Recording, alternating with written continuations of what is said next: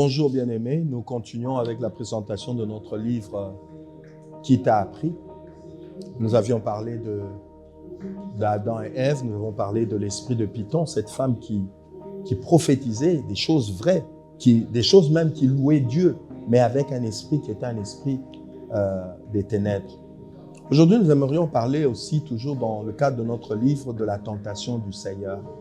Lorsque Satan conduisit le Seigneur Jésus dans le désert pour le tenter, ce qui est extraordinaire, c'est que Satan ne tente pas le Seigneur dans le désert avec des choses éloignées de Dieu. Satan tente le Seigneur avec les choses écrites. Il lui dit change ses pierres en pain parce qu'il est écrit. Il lui dit jette-toi parce qu'il est écrit que les anges te porteront. Il lui dit donc Satan tente Jésus, notre Seigneur, avec les Écritures. Il utilise les Écritures pour tenter Jésus. Il utilise les Écritures. Nous devons comprendre que la séduction qui est entrée dans l'Église, elle va entrer. Il ne faut pas croire que parce que quelqu'un utilise la Bible, il est automatiquement en train de parler de la part de Dieu. Il ne faut pas croire que parce que quelqu'un cite le nom de Jésus, automatiquement il parle de la part de Dieu. Non. Il faut connaître quelle est la source des choses qu'il va dire, quelle est la source fondamentalement. C'est Satan qui parlait au Seigneur, qui le tentait, mais il utilisait des versets bibliques, il utilisait les Écritures.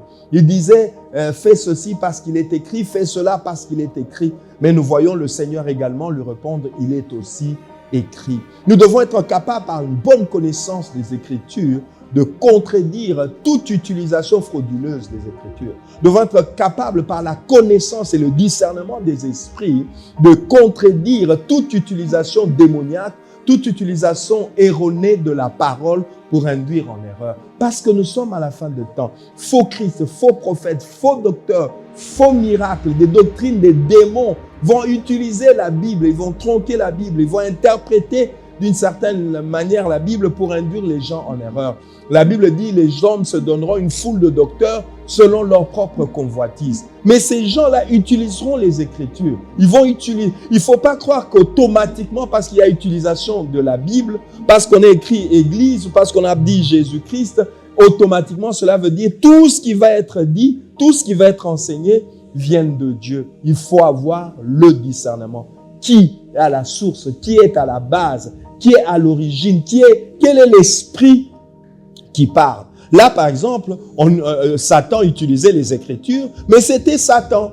À partir du moment où c'est Satan, mais même s'il utilise les Écritures, mais c'est Satan, il y a un piège, il y a la séduction, il y a un danger. Et Christ a bien fait chaque fois de contrecarrer, de réfuter, d'éloigner ce que Satan cherchait à dire ou ce que Satan voulait le conduire à faire.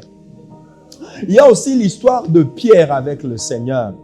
Lorsque Jésus leur dit, voilà, on va à Jérusalem, on va m'attraper, on va m'arrêter, on va me juger, on va me frapper, on va me tuer.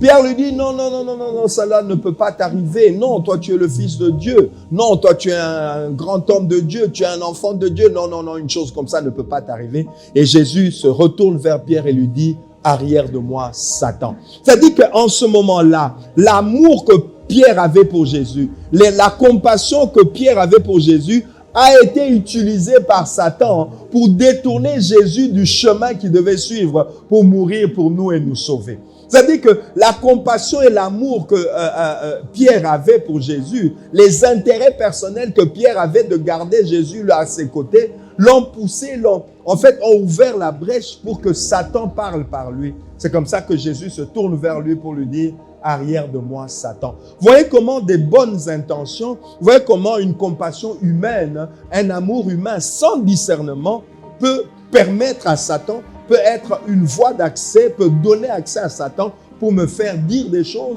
pour me faire annoncer des choses, pour me faire souhaiter des choses qui sont à l'encontre de ce que Dieu veut. Et Jésus a dû dire à Pierre, arrière de moi, Satan, parce que les pensées que tu es en train d'exprimer là ne sont pas des pensées de Dieu. Les pensées que tu es en train de sortir là ne viennent pas de Dieu.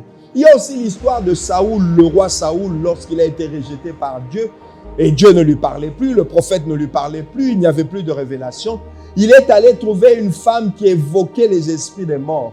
Et cette femme que que Saoul est allé chercher a fait remonter des morts un esprit. Cette femme a invoqué un mort qui est venu et la Bible dit que c'était Samuel. Nous savons que Dieu interdit de parler aux morts. Nous savons que Dieu interdit d'invoquer les morts.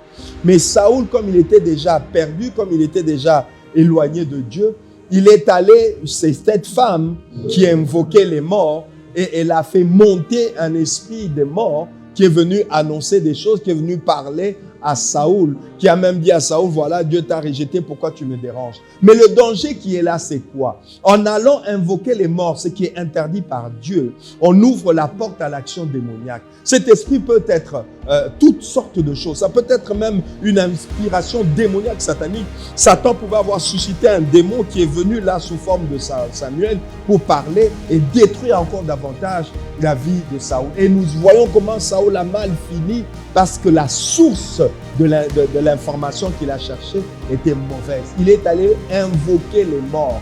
Nous devons faire très attention et discerner toujours l'origine, la source, l'inspiration de ce que nous faisons. Faisons attention aux doctrines qu'on va nous enseigner. Faisons attention aux enseignements qu'on va nous donner. Oui, aujourd'hui, on est dans un temps où les gens veulent des révélations, des rémas, des choses extraordinaires. Il faudra discerner d'où elles viennent.